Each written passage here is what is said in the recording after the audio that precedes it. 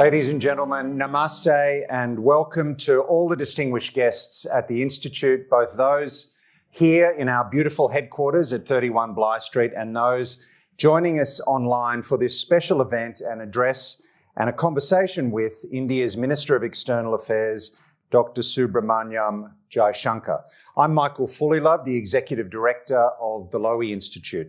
Let me begin by acknowledging the traditional custodians of the land on which we are gathered, the Gadigal of the Eora Nation, and pay my respects to their elders, past and present. Ladies and gentlemen, it gives me great personal pleasure to host my friend Dr. Jaishankar at the Institute this evening. He and I were introduced more than a decade ago by his son Dhruva, who was a colleague of mine at the Brookings Institution in Washington, D.C. in the late noughties. And Dhruva has been a non-resident fellow here at the Institute for some years. He's doing a fabulous job in Washington, of course, running ORF America. This year, Jai, I couldn't be at the Raisina dialogue, but Samir Saran and Dhruva were kind enough to invite me to participate in Raisina, DC, at a panel with Michelle Flournoy and Senator Bill Haggerty and Mira Raphoopa from the National Security Council that was beamed into Raisina, and I was grateful for that courtesy. Ladies and gentlemen, I've known and admired Jai for more than a decade, and in that period I've called on him in Beijing and Washington, where he was representing the Republic of India. I've called on him in Delhi when he was heading up India's Foreign Service as Foreign Secretary, and now, of course, we're delighted to host him as the Minister. He spoke actually virtually at the Institute in 2020 during the pandemic. And last year, he was kind enough to invite me to give the Atal Bihari Vajpayee lecture, which was a great honour. Dr. Jaishankar and I are both great cricket fans, and today he's had a big day. He went up in a chopper, he inspected a lot of ADF assets, and he was at the SCG where he was personally escorted by Steve Waugh. So let me say, Jai, I am fully aware that I'm playing second fiddle today. But I have always thought that the game of cricket is a lot like the great game of foreign affairs. Things are opaque in cricket as in diplomacy. Sometimes a draw is actually a win. The weather conditions and the state of the pitch are critical. The ball swings in the air and it jumps off the pitch. Sometimes it flies at your head. And in foreign policy too, the decision-making environment is fast and fluid. And that's certainly the case today. It seems to me the relationship between New Delhi and Canberra in a way has the character of a long Steve Waugh innings, if you'll allow me, Minister. We started off slowly, we dug in, we got our eye in, but now that we've settled in, we're taking our shots and the runs are flowing. I might say I wish they had been flowing a little more in Australia's direction during the recent T20 series. Australia has many things that bind us together. We have deep historical and personal connections. There is a brilliant and talented Indian diaspora in this country. But increasingly, we also have a shared view of the world. Through organisations such as the Quad, Australia and India are demonstrating the shared conviction that all countries should have the right to make their own way in the world free of coercion. No country should be forced to live in another's shadow. So our worldviews are coming closer. Our bilateral cooperation is also growing. In 2020, we set up the Comprehensive Strategic Partnership. In April this year, we signed the India-Australia Economic Cooperation and Trade Agreement. We've increased the pace of military exercises. There are also some welcome positive signs on the economic front with an uptick in two-way trade last year. Many of us still feel that the private sector has been a bit slow to catch up with these developments, but I'm sure that with visits like this by the Minister and the work of people such as Ashok Jacob, those things will also speed up. Working together, I really believe that countries such as Australia and India have the wherewithal to help shape Asia's future. But first, we need to believe in ourselves and in each other. Ladies and gentlemen, the former US Ambassador to India, Richard Verma, described Dr. Jaishankar as one of the world's best diplomats, and I agree. Dr. Jaishankar was born into a distinguished family of high achievers. He is a graduate of St. Stephen's College at the University of Delhi, and he earned his doctorate from Jawaharlal Nehru University, specialising in nuclear diplomacy, which is probably useful at the moment. He joined the Foreign Service in 1977. He served in capitals such as Moscow and Tokyo. He was ambassador or high commissioner in Prague, Singapore, Beijing, and Washington. He also held a number of important posts in India, culminating in his appointment as Foreign Secretary. After retiring from the Foreign Service in 2018, Dr. Jaishankar joined Tata Sons. But following the 2019 election, Prime Minister Modi appointed him Minister of External Affairs, the first Foreign Secretary, I think, to occupy room 172 in South Block. Ladies and gentlemen, please join me in welcoming India's Minister for External Affairs, His Excellency, Dr. Subramaniam Jaishankar. Jai. Good evening. Dr. Michael Fulilove, High Commissioner, dear friends. Let me begin by emphasizing what a great pleasure it is to be back here. I've been here physically once before and virtually a few times. And I'm here really at the tail end of a visit to Australia, my second as a foreign minister this year, which I think in itself is a bit of a statement about the relationship. I also come here after not just a great day at the SCG, but after also a splendid day in Canberra. I had very good conversations with Foreign Minister Penny Wong, with DPM and Defence Minister Richard Marles, with the Education Minister Justin Clare. Spent some time with the Australian Defence Forces. But of course, nothing tops Steve Wall. Now, I think perhaps, Michael, we've once discussed the idea of writing a serious book on diplomacy, which is disguised as a serious book on cricket. Because there are actually, they're both very competitive occupations. And there's a lot really that one can learn from any kind of competition if you were to transpose its lessons to a different domain. And in fact, when I was walking around with Steve Waugh, and a lot of his conversations were about him and Sachin Tendulkar, it did strike me that he'd be kind of a useful guy to have around with you when you are strategizing, when you're looking at a difficult world, at trying to read bowlers and pitches, and as he was actually telling me what a difference having support from the crowd does. So there were some interesting and instructive observations there. But let me come back to really the serious business, the India-Australia relationship, which has been the focus of my visit. I am the 6th minister of the Modi government to visit Australia this year, after the Labour government has come to power. And that in itself should tell you something about the seriousness with which we approach this relationship. During this period, of course, we've had the Deputy Prime Minister and Defence Minister visit India, two a Premier and a Deputy Premier from Australia as well. We've had a Chief of Naval Staff from India.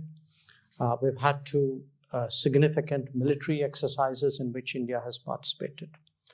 And I cite all those examples to you as a sign of this changing relationship that we speak about.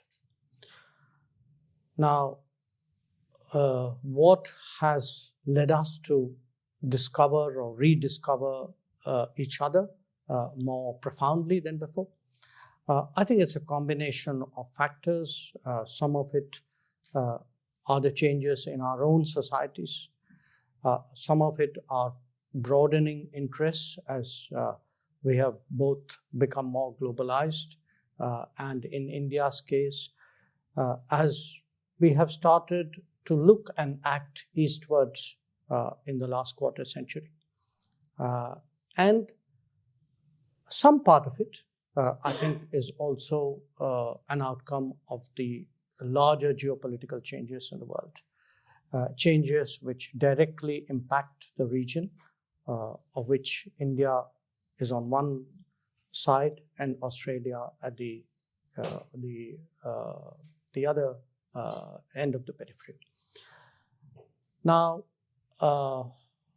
my sense today is, given the interest we have, given the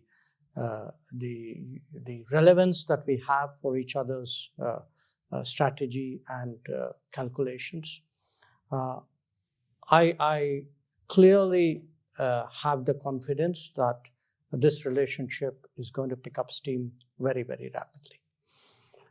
We passed one milestone with the conclusion earlier this year of a free trade agreement, which is currently under the process of ratification.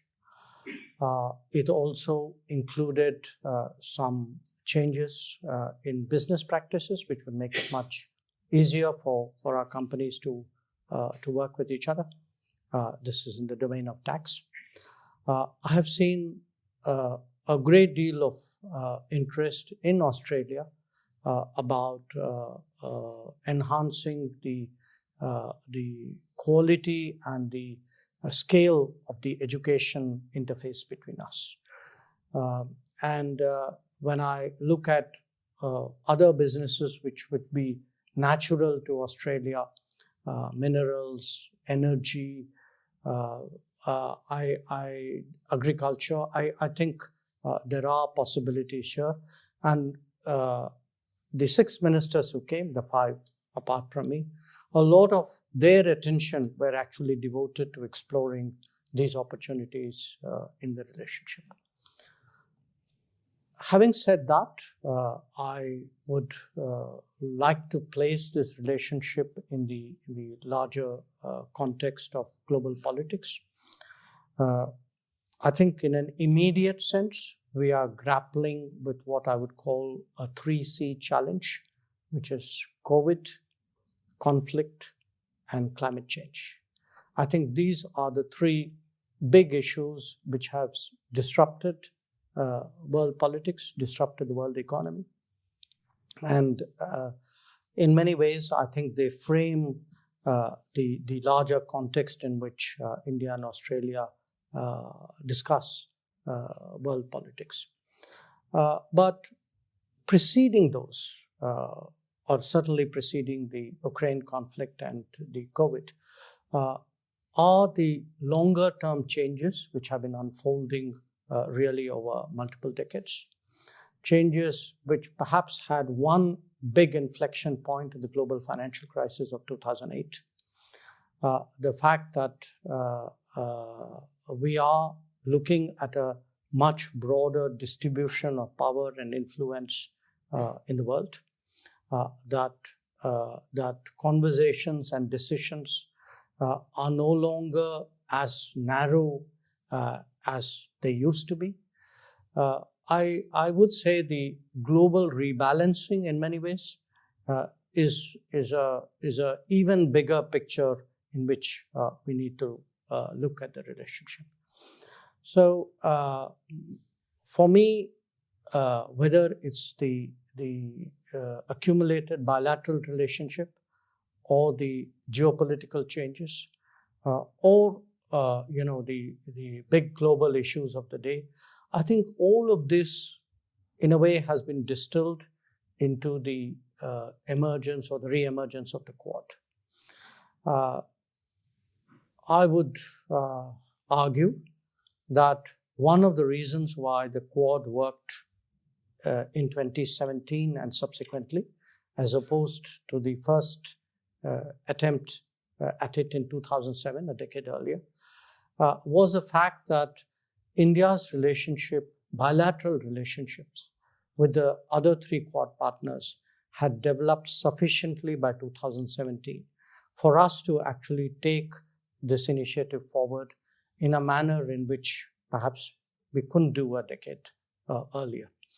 And in that, if you look at it chronologically, and I've had the privilege of being associated with all these relationships, I would say the India-US had changed in the most dramatic and perhaps in the most profound manner. India-Japan evolved much more steadily, but the relationship which really had to play catch-up was the one between India and Australia. And I think today that catch-up is happening. So it's a bit like falling behind in the first innings and trying to make up in the second. But certainly today, for me, the progress of the bilateral relationship, the ability to work together at a regional and global level, and the interest in shaping really the evolution of the world order. I think these are different facets of the relationship that we're talking about today. So it is for me very much a priority, which is why I'm here a second time. So once again, really thank you, Michael, for putting this together, and I look forward to the conversation.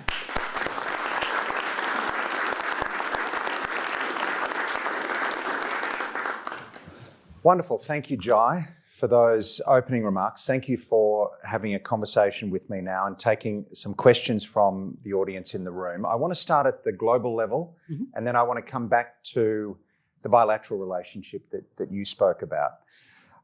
You mentioned the 3 Cs, COVID, conflict and climate change. Let me ask you about the second C, the conflict in Ukraine. A few days ago, President Volodymyr Zelensky was on this very stage, albeit by video link. Let me begin by asking, what have you made as an observer of individuals and politics and diplomats and leaders? What have you made of his wartime leadership over the past 8 months, I guess starting with that critical first weekend after the invasion when he knocked back an offer of safe passage out of Ukraine with that memorable phrase, "I don't need a ride, I need ammunition." What have you made of Zelensky as a president? In any situation, you're partly shaped by your impressions which are inherited or which pre-exist. And the only time I've seen him up close was actually at Glasgow on the sidelines of the COP26 when he and Prime Minister Modi had a very interesting discussion about a range of issues, including business cooperation, investments, trade. What could Ukraine do to build up its relationship with India, because it wasn't really as substantive as it could be. That was my first impression. I must also confess I've really not focused that much on the individual leaderships of different countries in that part of the world, even though I'm very familiar with that part of the world, largely because we've never had a crisis, or we've never had the stakes out there to be that intensively engaged. Having said that, I think a lot of what are the perceptions of the world have been shaped by obviously the events which have happened. For us, from an Indian perspective, our particular challenge was that we had 20,000 students in Ukraine. They were caught in the middle of the conflict. Most of them studied in eastern Ukraine. And extricating them required not just diplomacy in the normal sense, but actually having Prime Minister Modi call up Zelensky, call up Putin, engage me talking to Kuleba and to Lavrov and at various other levels.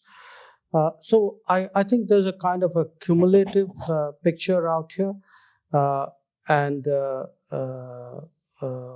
certainly our expectation would be that he's somebody we will continue to be engaged with. In fact, Prime Minister Modi spoke to him last week. In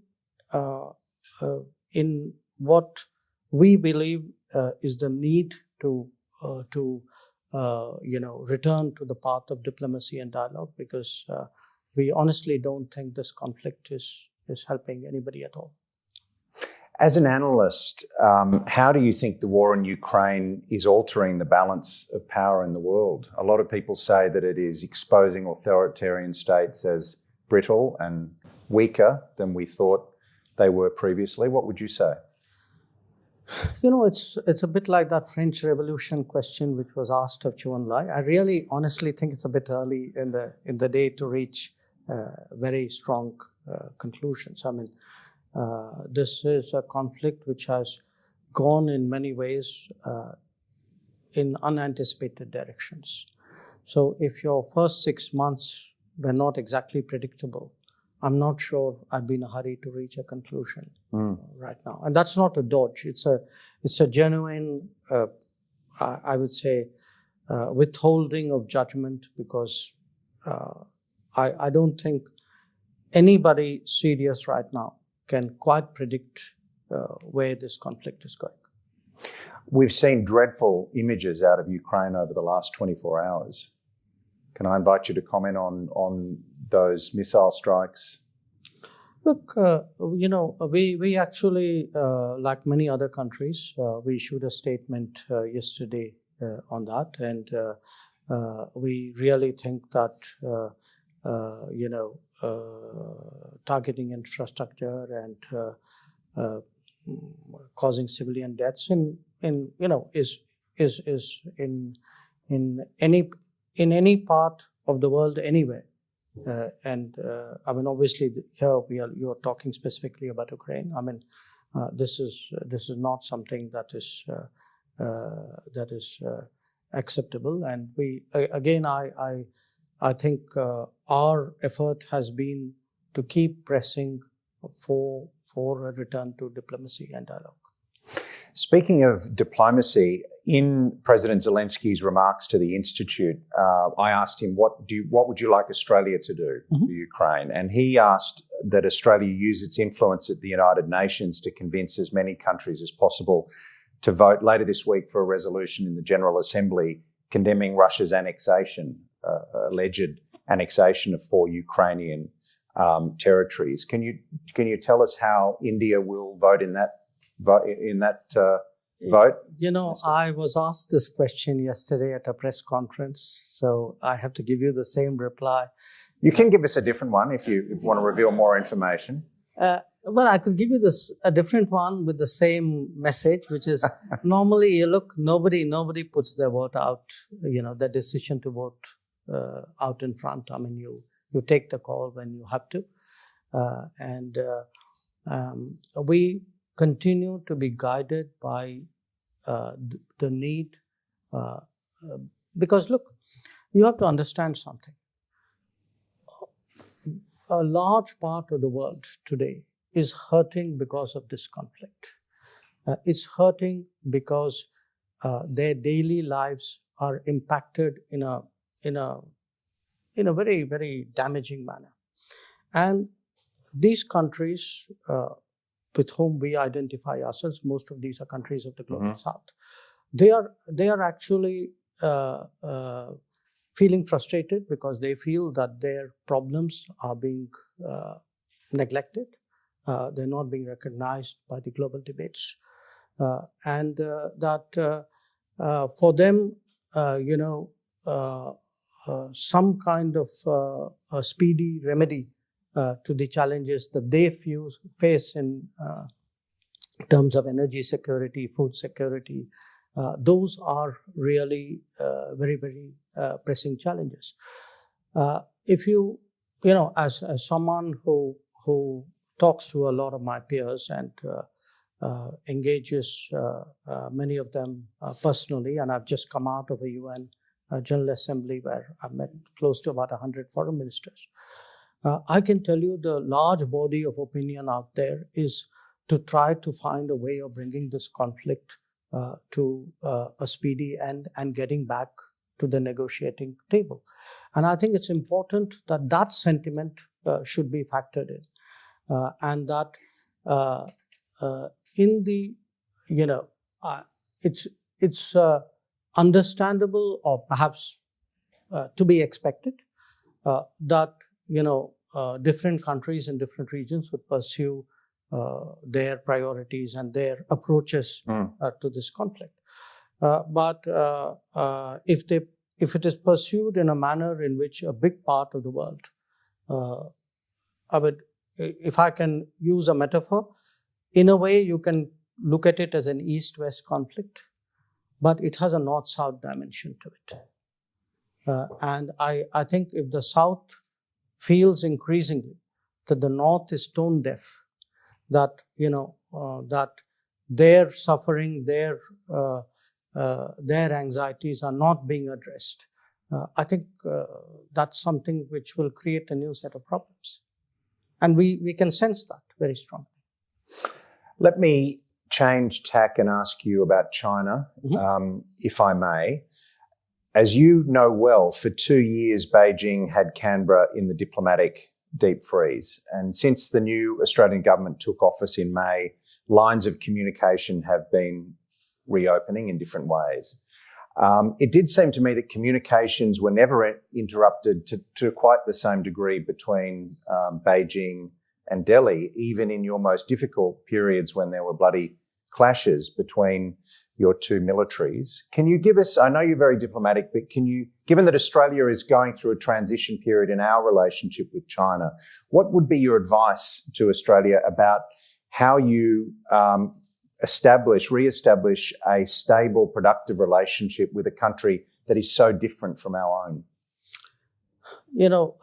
I am, especially after I became foreign minister, I'm very careful about giving advice.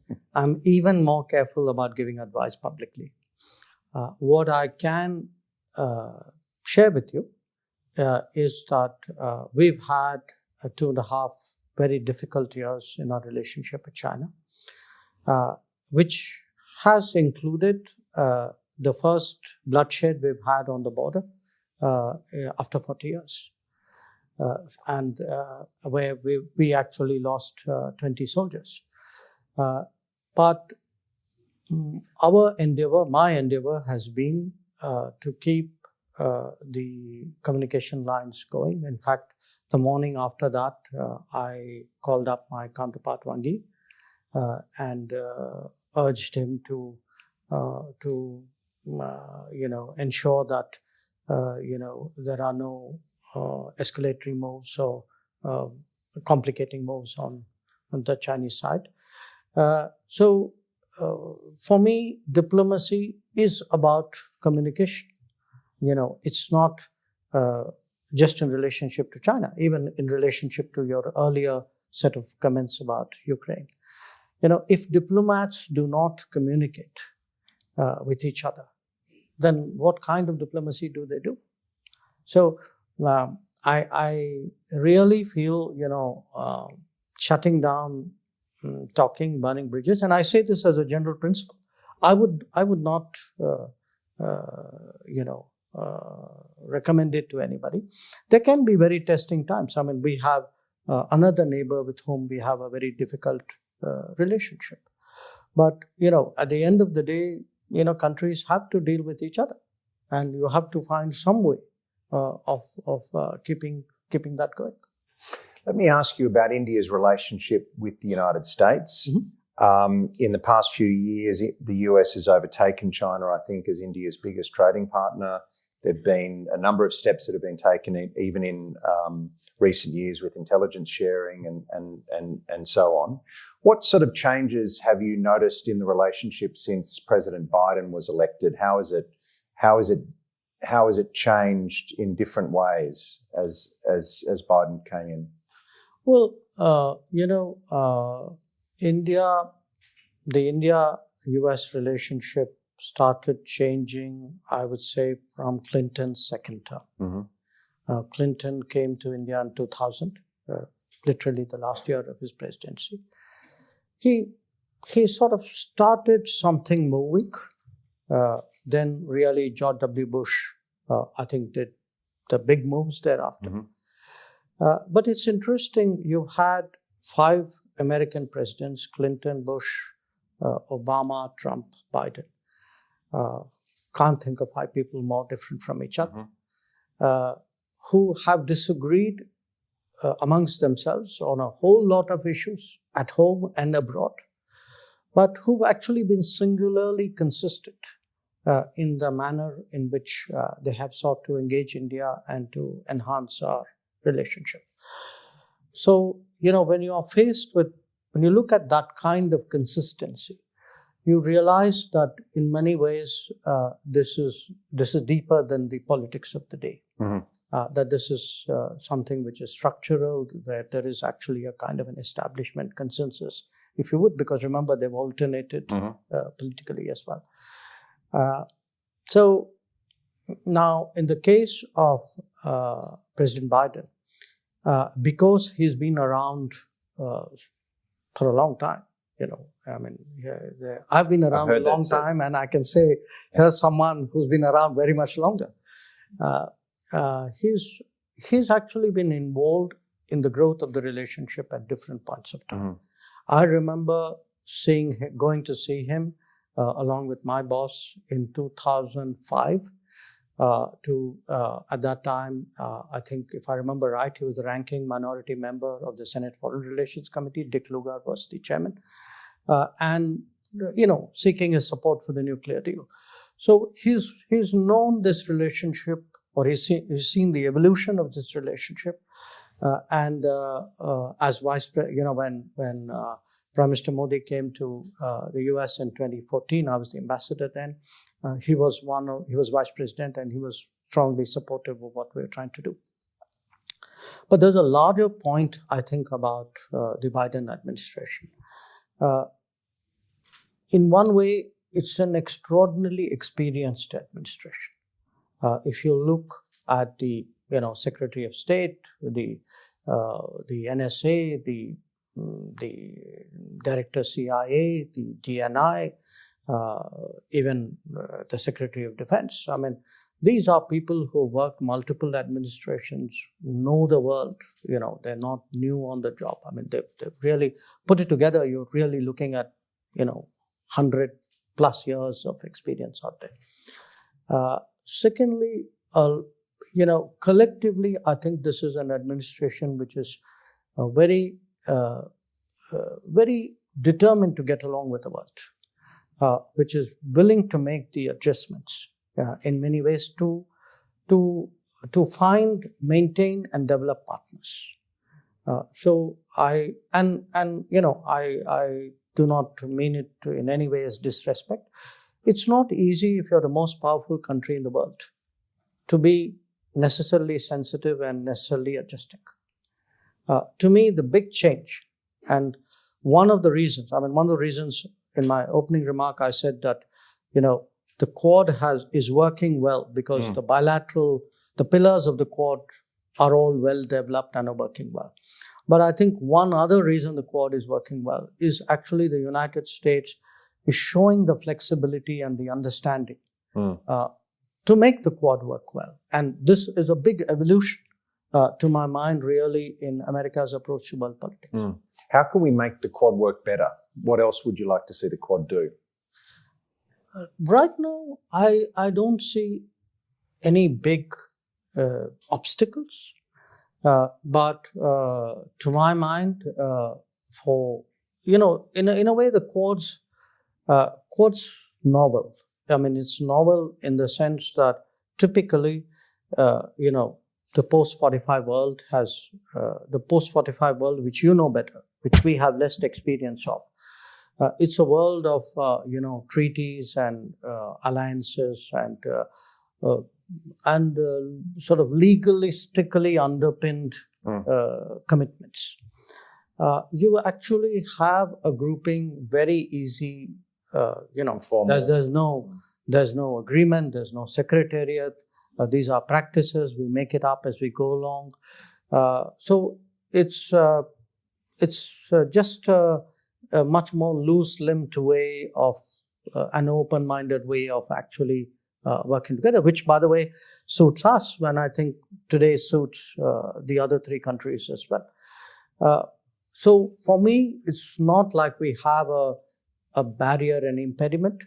What we probably would need to do is to keep, a bit like your phone, need to keep pressing the refresh button and getting new ideas and, how do you keep growing the agenda? My sense is I've dealt with Quad this time around as both as Foreign Secretary, as the Permanent Secretary before, now as the Minister.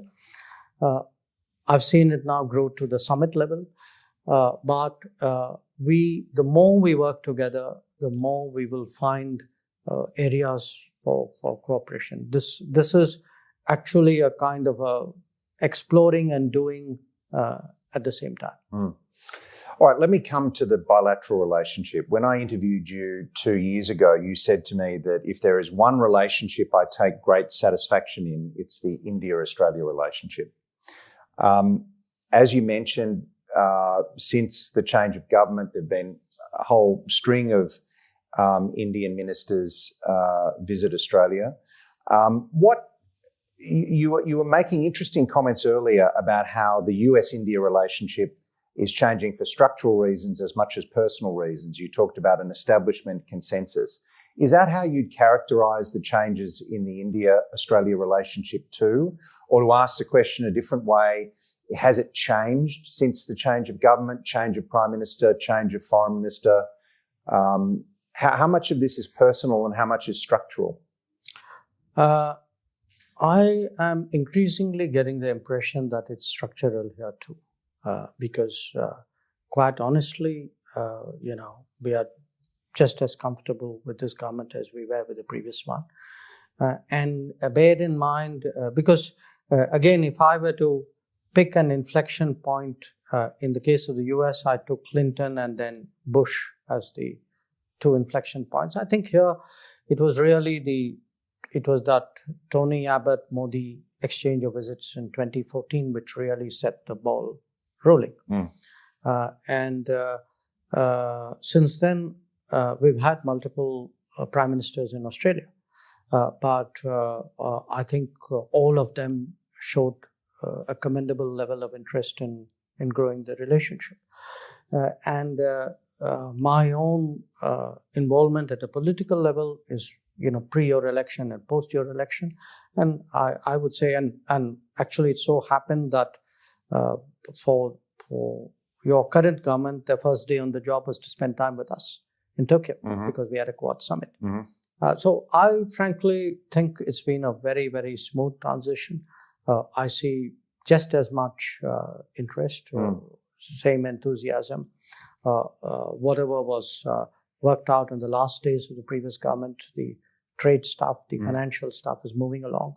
I think there are a lot of new ideas on the table which will get picked up. I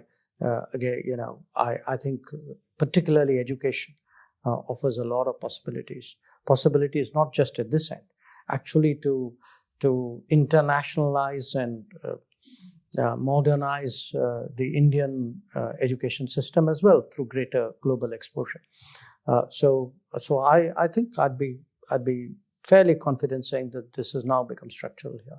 What about the relationship between the leaders? Mr. Modi and Mr. Morrison famously had a good relationship. I don't know whether Albo's such a deft hand with the curry or not, but what have you noticed in that, especially in that first Quad meeting between Mr. Albanese and Mr. Modi? No, I thought that they got along quite visibly well. And I think some of that, my recollection of that meeting was, I think your Prime Minister, spoke about his personal visits to India.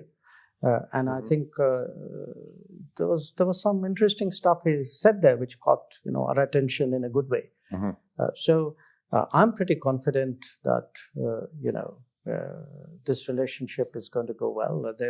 They've done a virtual virtual meeting as well after that. Hmm. So I think the chemistry will be good. Let me ask you about AUKUS, which is speaking of innovations, is a huge innovation in Australian foreign policy, especially the commitment to acquire a fleet of nuclear-propelled submarines. I understand from the interviews you gave yesterday that India supported the recent IAEA assessment that the plan doesn't represent a proliferation risk. Can I ask you, is that the case? Are you comfortable with it from that point of view? But also, what do you make of AUKUS as a nuclear power yourself? How would the acquisition of this kind of capability change India's perception of Australia as a strategic actor, as a strategically capable actor? Look, these are capability decisions and, in a sense, strategic calls are for the countries concerned to make. It's not reasonable, and frankly, it's not sometimes even fair for another country, to pass judgments on it when you don't have necessarily a full and informed picture of the whole issue. So we have been quite prudent about voicing our view on the decisions which you took, and that's understandable. My point, which I made yesterday to your press, was that the matter did come up. I think there was some press speculation on this matter. The matter did come up at the IAEA General Conference. We took the position, because I can speak for myself here. We took the position that we would respect the judgment of the IAEA Director General, Rafael Grossi, which many of us know him. I know him personally. We have a great deal of regard for his objectivity and his professionalism.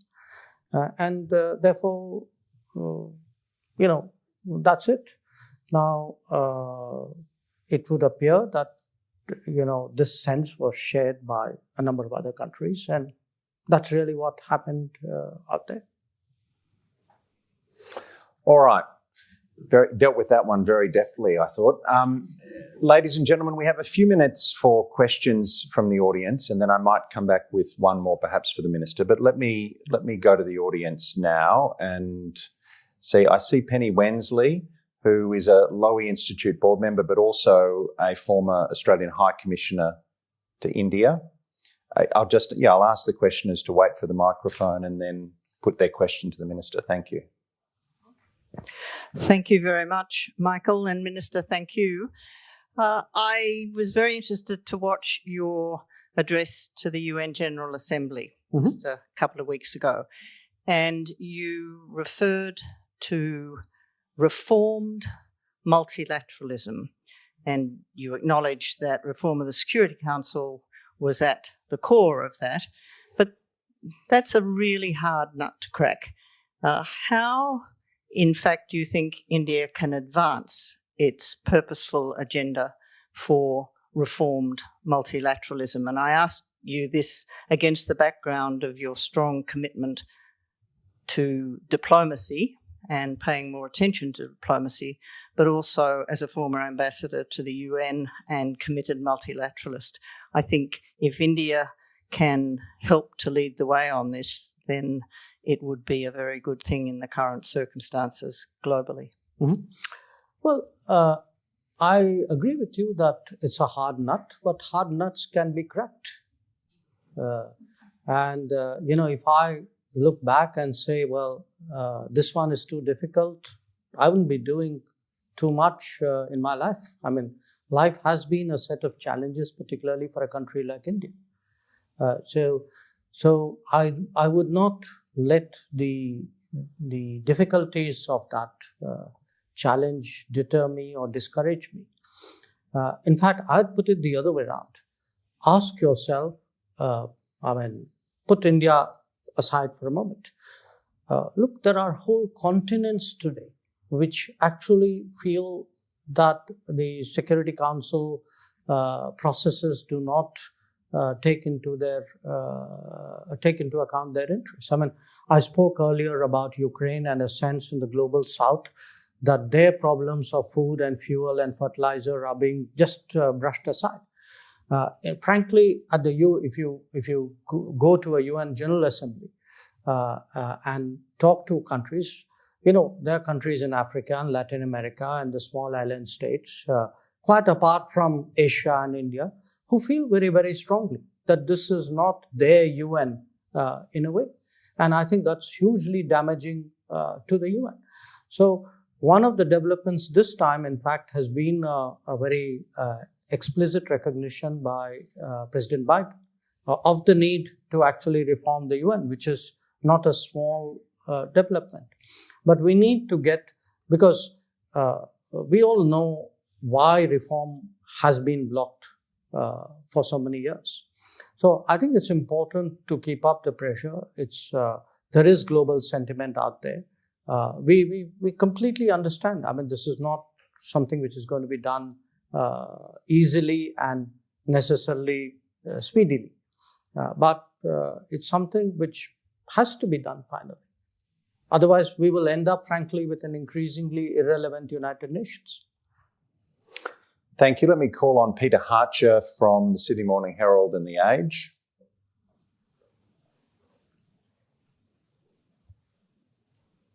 Thank you, Dr. Jaishankar. You used the metric of ministerial visits earlier as an indicator of the intensity of the relationship, which is a good input into relationships. What metric would you want to see in terms of outputs over, say, the next 5 years? What would you like to see the Australia-India relationship achieve specifically over, say, the next 5 years? I think one part of me would like to see better numbers, better trade numbers, better investment numbers, better tourist numbers, better student numbers. One part of me would definitely like to see better chemistry, comfort, that on the difficult problems of the world and difficult problems that we individually face, we have a better ability to work together. And for me, chemistry is something which is, and not just leader level chemistry, sometimes institutional chemistry. Quite honestly, if I were to look back over the last 6-7 years and think of my Australian counterparts and reflect on how much more openly we talk today to each other, that's to me a big change, because that at the end of the day is a very, very important indicator of how good or not good your relationship is.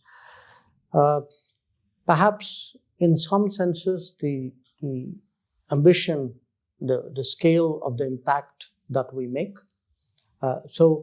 What it really means is you give me better trade, better investment, a stronger Quad, deeper defense. All these are examples of what how I would measure progress. Thank you. I see Senator Simon Birmingham, the Shadow Foreign Minister. Thank you very much. Thank you, Michael, and thank you to Lowy for hosting this event. Dr. Jaishankar, thank you very much for the commitment you have shown to the Australia-India relationship, the manner in which you have helped to build it, and the seamless way in which you have dealt with the changes of leadership, ministers and governments in our country through that time. You spoke of the 3 C's in challenges that you identified, and it's nice to think about, even though they're all challenging ones, but nice to think about a different set of 3 C's than the ones that culturally often are highlighted in the Australia-India relationship. Can I take you to the C that perhaps hasn't been dealt with in the remarks tonight? Michael and others have touched on the conflict one. COVID, we hope we are putting behind us and moving beyond, but climate change remains a very significant one for global dialogue moving forward.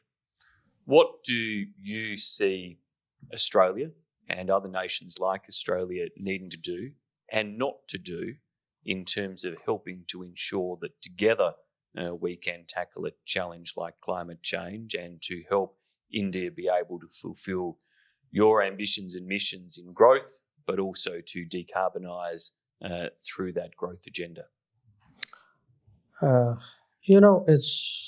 It's now close to a year since we had COP26. We are moving to COP27 next month. If you look back at this year, I think pretty much across the world, the sense of alarm about climate events and climate emergencies has increased very sharply. The parts of the world which have had much more rain than they ever had, and I think I'm probably sitting in one right now.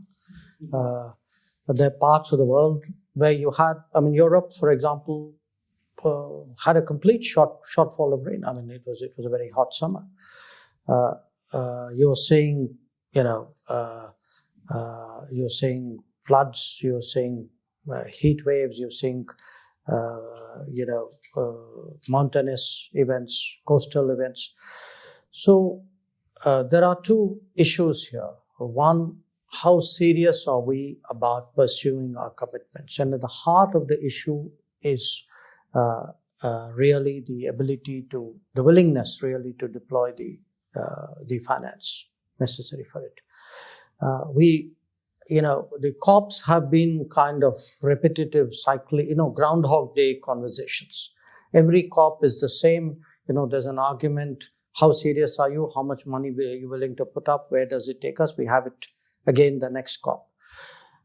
There are solutions.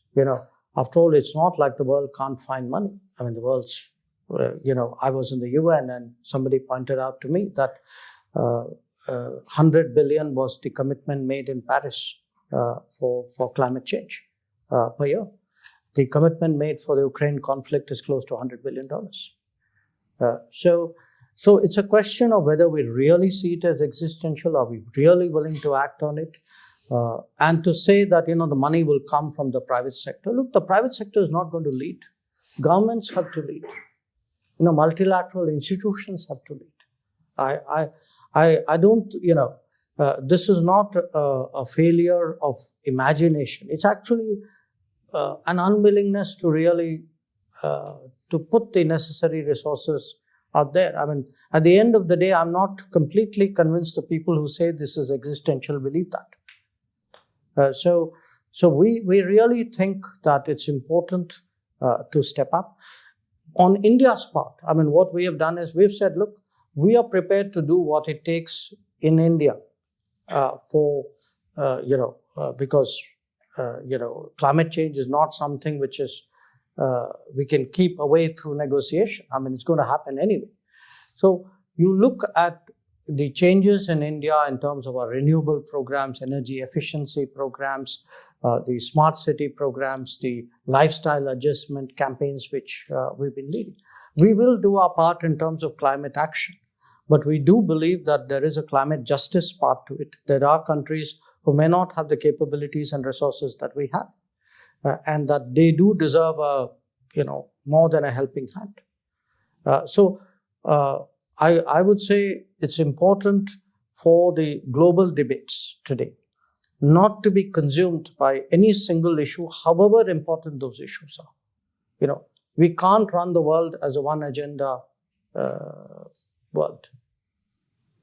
I'm going to take the last question, Minister, and change tack one more time. You mentioned at the UN recently, you met, I think, with 100 foreign ministers from around the world. Yeah.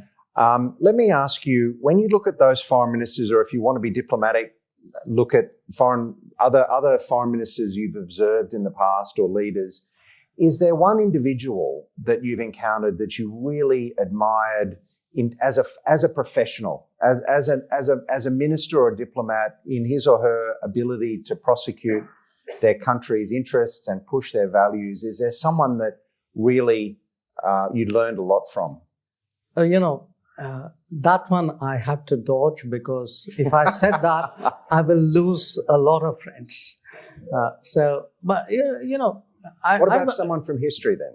I've actually made some discoveries. I must tell you.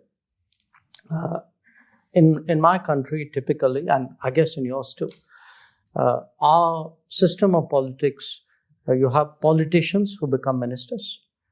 And so mostly foreign ministers are people who spend their entire life in politics. So I'm an exception in a way in mind. There's been one other diplomat who's been a foreign minister.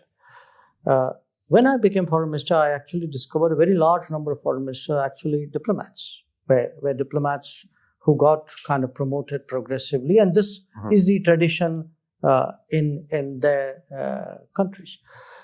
And, when you work with people, frankly, each one of them, there's something you kind of take away. I know that sounds terribly diplomatic, but actually, I give you, it's a bit like cricket, okay?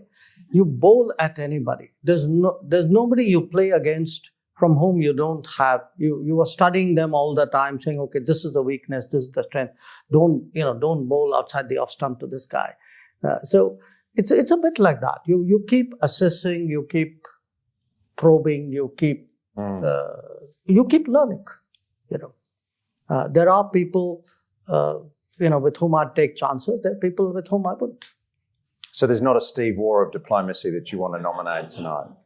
Not publicly, no. Okay, all right. Well, ladies and gentlemen, this is a limited overs match tonight, so we're going to draw a line under it. I think he had a pretty good innings at the Lowy Institute tonight. I did my best to bowl up a few googlies and even the odd doosra, but he just pretty effortlessly, I think, hit them to the boundary. I did hear him commit at the beginning to a co-authored book between Jaishankar and me on cricket and diplomacy, so I think I have witnesses for that point. I think you made some important points tonight, and for me, the one that I took away was your conclusion that the warming and the thickening of relations between Australia and India is now structural, that it builds on the work of individual ministers and diplomats, but it goes beyond that. And I think that's something I hope is the case. I recall the 2021 ORF survey, which found that 2/3 of young Indians trust Australia, and the Lowy Institute survey in the same year that found a very similar number of Australians trust India. And that's a very good basis from which to work. You've told me before how satisfied you are with the bilateral relationship, and by visiting twice in a year and spending 2 weeks in Australasia, you're really walking the walk. We always have to look for new ways of thickening the relationship. We hope that Mr. Modi will be visiting Australia next year for the Quad Leaders meeting. And of course, if we wanted a practical way of thickening it, then getting Mr. Modi on the Lowy Institute stage, I think would be an important one. So we can take that away as a joint exercise. Ladies and gentlemen, it's been, I think, a real treat to have so much time with the Minister tonight. So please join me in thanking His Excellency, Dr. Subramanian Jaishankar. Thank you very much. Thank you.